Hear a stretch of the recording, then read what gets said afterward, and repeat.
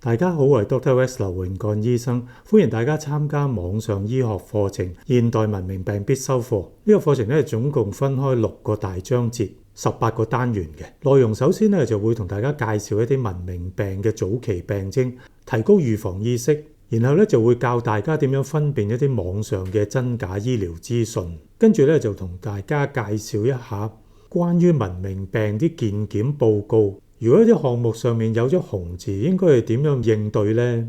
有咗呢啲基礎醫學知識之後咧，就會同大家介紹呢啲文明病嘅治療方案、藥物嘅使用同埋各種嘅副作用嘅。咁最後咧就會教大家一啲小技巧，點樣喺日常生活當中做一啲小改變，減低自己患上文明病嘅機會，促進自己同家人嘅健康嘅。嗱，咁好啦，事不宜遲啦，我哋直接入正題啦。咁今日咧就同大家咧首先介紹下呢啲文明病咧，包括啲咩病咁樣。咁其實啲文明病咧就其實都主要都係包括大家都熟知嘅所謂三高啦，就即係話高血糖啦、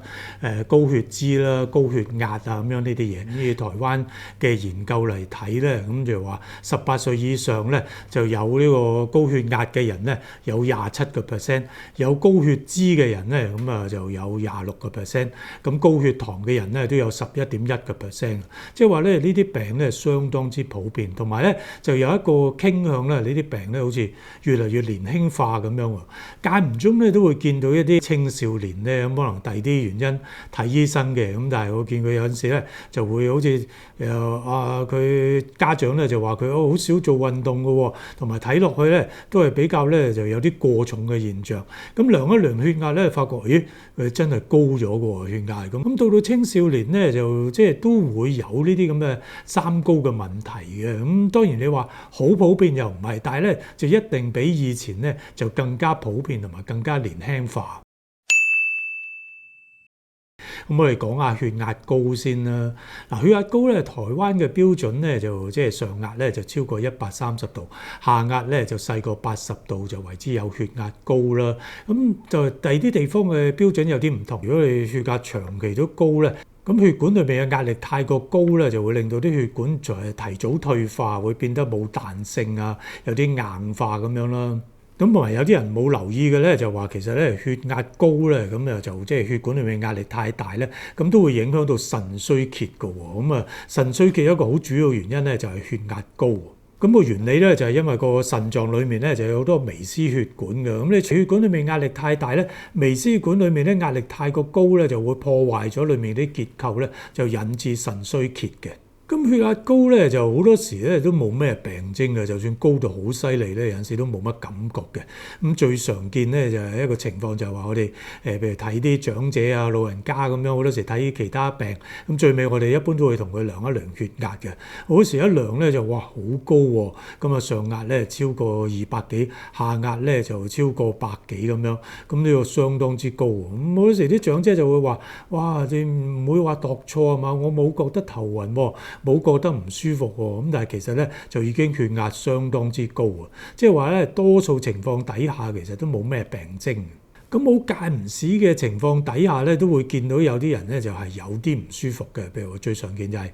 頭痛啦，咁有啲會覺得譬如話唞氣唔係好順啦，咁有啲咧就甚至會流鼻血咁樣嘅。咁但係呢啲病徵咧就好唔明顯啊！咁因為頭痛好多時都會頭痛噶啦，瞓得唔好都會頭痛噶啦，係嘛？咁你話流鼻血嘅話，咁天氣乾燥啲咪會流鼻血咯，係咪先啊？咁變咗咧就即係其實啲依靠病徵去睇下有冇血壓咧就相當之唔可靠嘅。咁一般都建議咧，譬如18歲以後咧，就起碼咧每年就要度一度個血壓，咁要及早知道，如果真係有高咧，及早處理咧，咁就最穩陣。咁當然如果你話你有啲高危因素嘅，咁你譬如話飲開好多酒嘅，食開煙嘅，咁你血壓高嘅機會又大咗嘅咯喎。喺咁嘅情況底下咧，要度得密啲咧就更加好啦。咁血壓高咧，有少部分人咧就有啲家族性嘅，譬如父母有血壓高咧，咁你個風險亦都大咗啦。咁最好咧都係度得密啲。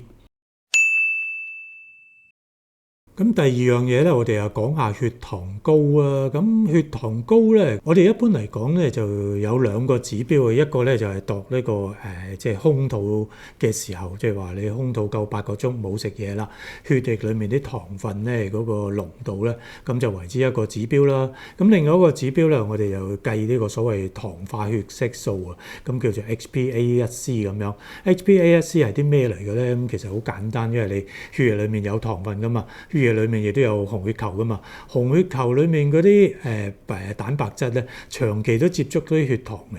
咁如果話長期接觸嘅話咧，一部分嘅紅血球裡面啲蛋白質咧就會糖化咗啊。其實即係話有啲糖嘅分子啊黐咗落嗰啲蛋白質嗰度。咁我哋可以透過咧度呢啲咁嘅糖化咗嘅血色素、糖化咗嘅蛋白質咧嚟估算咧血液裡面嘅糖分有幾高。嗱，一般嚟講咧，我哋即係如果話空肚嚟講，你正常咧，咁血糖咧就應該話每100毫升就少過100毫克嘅糖分先得嘅。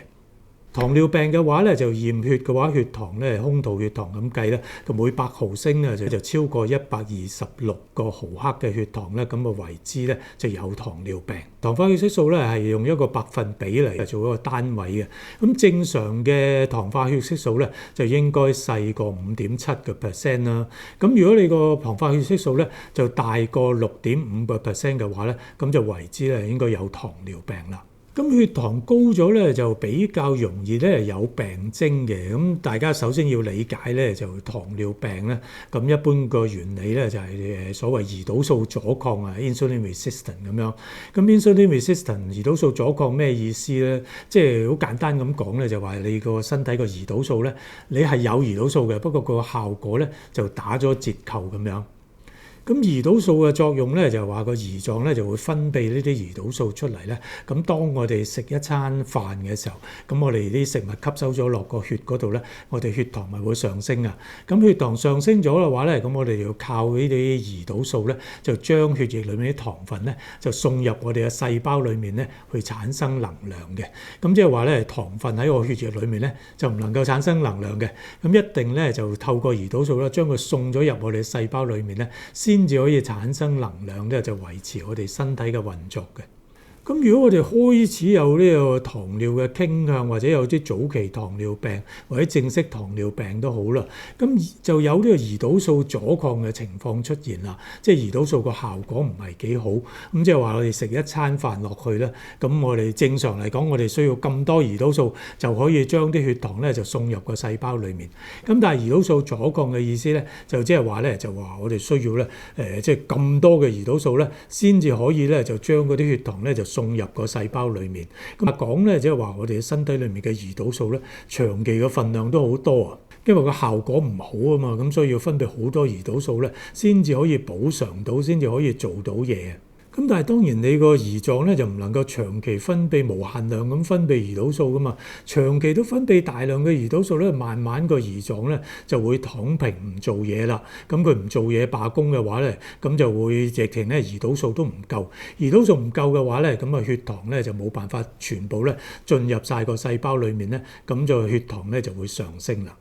嗱，咁所以咧就如果話開始有血糖高嘅話咧，嗰啲病徵都好容易理解啊。咁就通常咧就會成日都覺得好攰啦。咁因為你身體產生唔到能量，梗係攰啦，係咪先？同埋咧就你發覺咧食好多嘢咧都好似就即係唔會肥，越嚟越瘦咁樣嘅。咁亦都個道理一樣啦。因為你食咗嘢落去，咁雖然啲血液裡面咧就有嗰個糖分喺度，但係啲糖分咧就唔能夠有效咁樣送入細胞裡面產生能量喎，咁所以咧就你食極都唔肥啦。咁同埋咧，血液裡面嘅糖分太過高咧，就會影響咗我哋身體嗰啲水分咧，就嗰個裡面嗰啲成分啊。咁譬如眼睛咧，我哋眼睛嗰個晶體咧，即係話我哋眼珠裡面咧有個透明嗰個結構咧，就幫我哋睇嘢咁樣嘅。咁嗰個晶體裡面咧就好似啫喱狀咁嘅結構，裡面好多水分嘅。但係裡面水分如果太過多糖分嘅話咧，就會影響到個晶體個裡面啲水分嗰個成分咧。咁個晶體個形狀咧就會都唔同咗，個晶體個形狀唔同咗嘅話咧，腫咗啊咁樣咧，咁就會影響到睇嘢矇嘅。咁所以如果話無端端咧睇嘢矇嘅話咧，就係要小心啦。